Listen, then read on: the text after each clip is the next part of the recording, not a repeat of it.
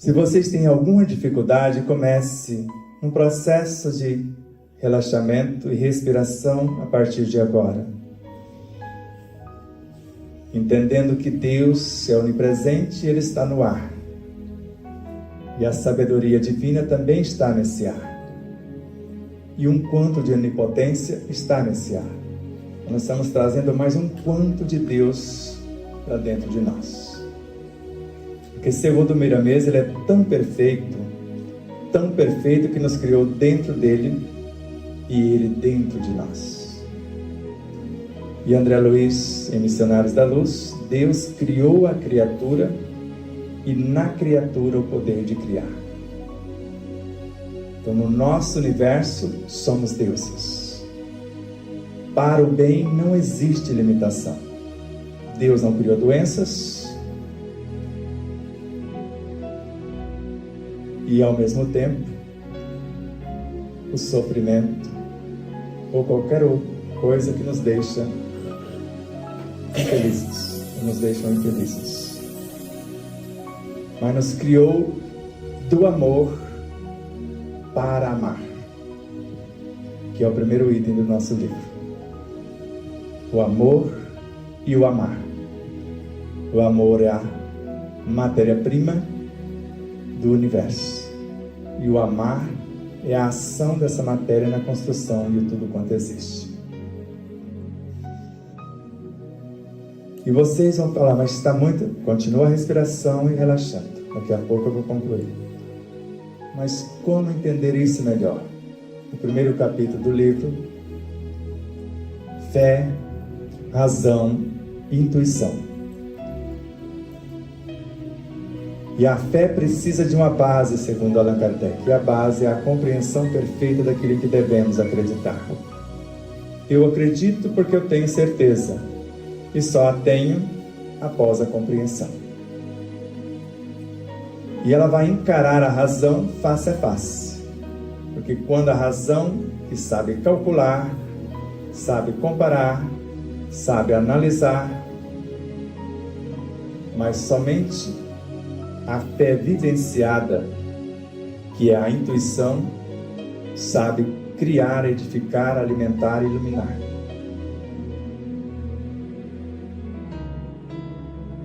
Mas de onde eu vim? O segundo capítulo vai falar disso: o Criador e a criatura.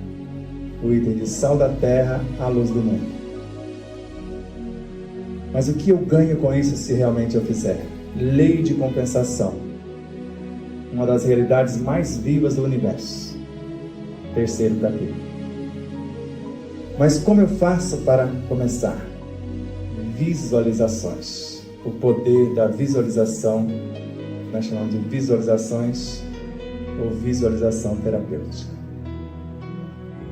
E agora, qual a matéria-prima? O Evangelho. O que é, para que serve e como usar. É o quinto capítulo. Mas como colocar isso em ação? Hora de ação. A oração, que é a primeira filha da fé, conforme o item 23 do capítulo 27 do Evangelho segundo o Espiritismo. Ela coloca o Evangelho em movimento. Força, vitalidade, vida. E a resultante é a bioenergia, que vai gerar, nutrir, organizar e manter a vida em todas as suas expressões, porque são estágios do próprio amor. E agora? Agora, a reprogramação em si. O capítulo 8 é o realinhamento dos chakras. Você vai viajar de onde você está para o âmago da sua consciência. Apresentando aqui no mundo mental, usando a sua inteligência, suas memórias, seu poder imaginativo, seus desejos, e leva a sua proposta para dentro, traz as informações para executar. Aí você faz a viagem do centro coronário ao Kundalini e depois retorna do Kundalini ao coronário. E agora está pronto, agora é hora de você conviver com o outro. O amor em ação é o capítulo 9, que começa com dever e caridade. E dar o pão a quem tem fome, segundo Emmanuel, é um dever. Caridade é ensinar o outro a ganhar o próprio pão. Dar o pano, o que sobra de nosso armário, é um dever. Ensinar o outro a ganhar o próprio pão é caridade. E ele vai falando vários itens a respeito. E nós sabemos hoje que a caridade é filha da paciência, conforme o Evangelho segundo o Espiritismo, e ambas são filhas do amor. E o próprio amor é filho da fé. E um dos capítulos do próximo livro vai ser só sobre as virtudes, porque as virtudes são entidades, conforme o Espírito Caritas. Quem já leu e prestou atenção na lição Caritas no Evangelho segundo o Espiritismo? Dependendo da tradução, o Espírito afirma 3 vezes: eu sou a caridade. E se tiver dúvida, vai na obra Pelos Caminhos de Jesus, de Amélia Rodrigues por Divaldo Pereira Franco, lá no capítulo 23, o Anjo da Misericórdia. Vocês vão ver 4 entidades de alta hierarquia se apresentar para Jesus. A primeira: tu te recordas, Senhor, eu sou a fé.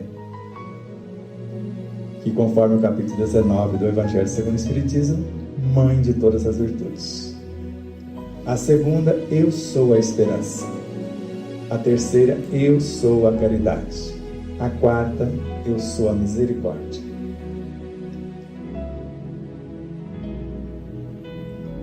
E o último item: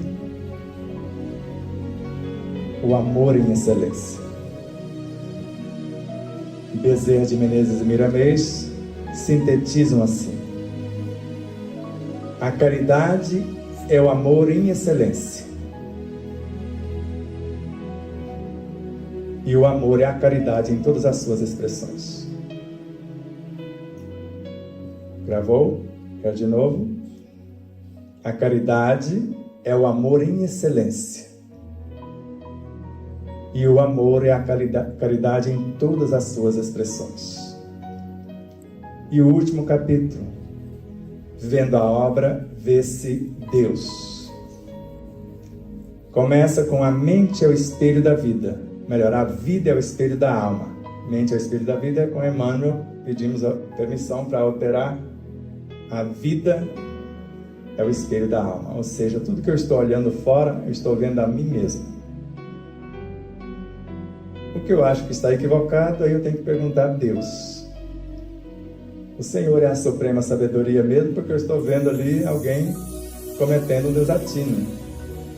O Senhor é onipresente mesmo, está nessa cena, é onipotente, não dá para mudar esse negócio. E a gente quer se achar que é mais sábio do que Deus, acusando ou apontando algum erro na sua obra, porque eu não consigo ver isso. Hoje, no passado, tudo estava equivocado, só eu estava corretíssimo. Só que o doentinho era eu. E tudo parece que estava normal. Com mais de 20 autores falando a mesma coisa, tudo que nós condenamos fora, fatalmente vamos gravar em nós, e daqui a pouco a lei vai nos convidar a passar pelas mesmas situações. E isso não é novo. Isso é Paulo de Tarso, terceira carta aos Romanos, capítulo 2, primeiro versículo. É indesculpável ao homem que se arvora em ser juiz, porque julgando ou condenando o outro, julgando o outro, condena a si mesmo, porque atrairá para si todos os tormentos que está julgando ou condenando. E por fim, o último item: eu sou o que penso e vivo o que falo. Mas se entendermos só as 2 frases que está não na contracapa, mas nesta por trás da última página. Somos uma partícula indissociável da imperfeição finita, que é onde nós estamos, só que na perfeição absoluta Porque tudo que existe, existe em Deus. Fora dele, nada existe. E Deus é a própria criação, segundo o monismo de Pietro Bassi e também Spinoza, né? Deus não criou o mundo, Ele é o mundo. Porque se for o Deus antropomórfico que cria a obra fora de si, o Deus único de Moisés, aí Ele está em algum lugar de boa e nós aqui, que é a criação dele, se ralando. E Ele não é onipresente, porque Ele esqueceu de nós, a gente fala que Ele esqueceu. E assim, se realmente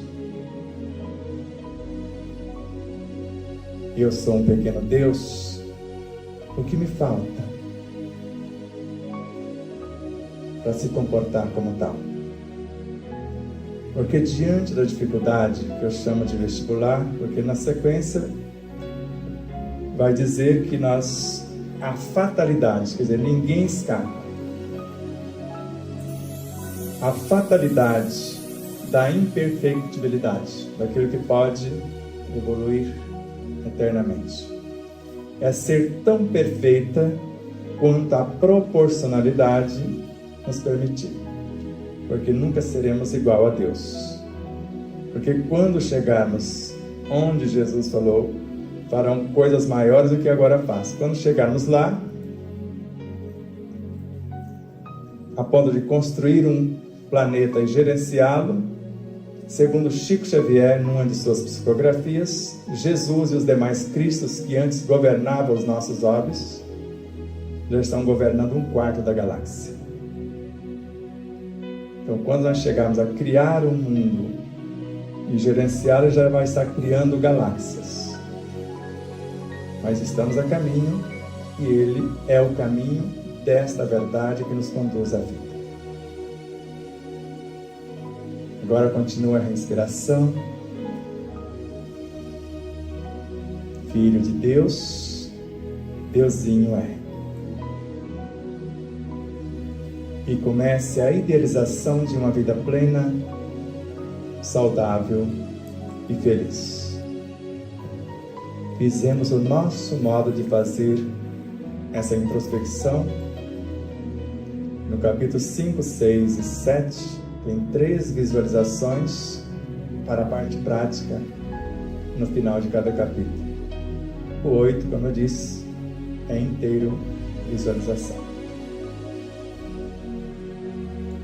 Então, conforme a ideação de uma vida plena, saudável e feliz, como dissemos, eu começo um processo de introspecção à luz da verdade.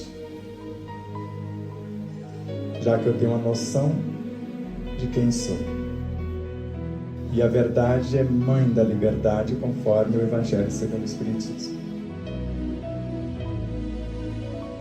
Honestidade é o meu segundo pilar. Honesto comigo mesmo, com a vida, com as leis. Humildade é o terceiro para reconhecer o tamanho da minha própria ignorância. E continue respirando e sentindo a presença crística, a presença cósmica, os amigos espirituais, os agentes da natureza. O quarto é sinceridade. Sou eu, como Deus do meu universo, que quero colocar a mão na massa e fazer acontecer. A sua fé te curou. E o quinto é fidelidade na aplicação dos recursos que nos forem confiados. Qual o meu propósito, pessoal?